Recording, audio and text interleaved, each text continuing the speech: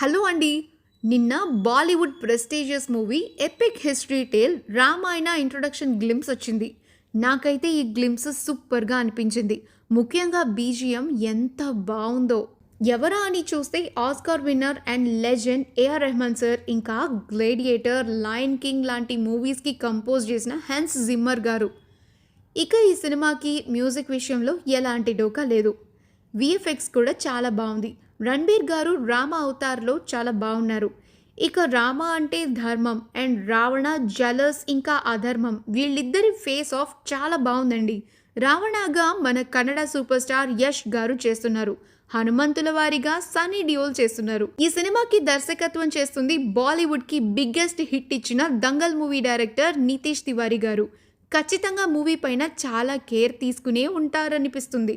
ఈ prestigious movie budget వచ్చేసి 835 కోట్ల రూపాయలు. అంతా బాగుంది గానీ సీతామాదేవి కాస్టింగ్‌గా సాయి పల్లవి గారు మీకెలా అనిపించారు? ఇప్పటికీ ఆమె చాలా కాంట్రోవర్సీస్‌లో ఉన్నారు. అండ్ సీతమ్మ వారిగా సాయి పల్లవి కరెక్ట్ అంటారా? కాదా? మీకు ఈ గ్లింప్స్ ఎలా అనిపించింది? అండ్ సాయి పల్లవి గారు యాజ్ సీతమ్మ మీ ఒపీనియన్ ఏంటి అనేది కింద కామెంట్ సెక్షన్‌లో తెలియజేయండి. మరొక మంచి వీడియోతో మళ్ళీ కలుసుకుందాం. Have a great time and please మా ఛానల్‌ని సబ్స్క్రైబ్ చేయడం మర్చిపోవద్దు.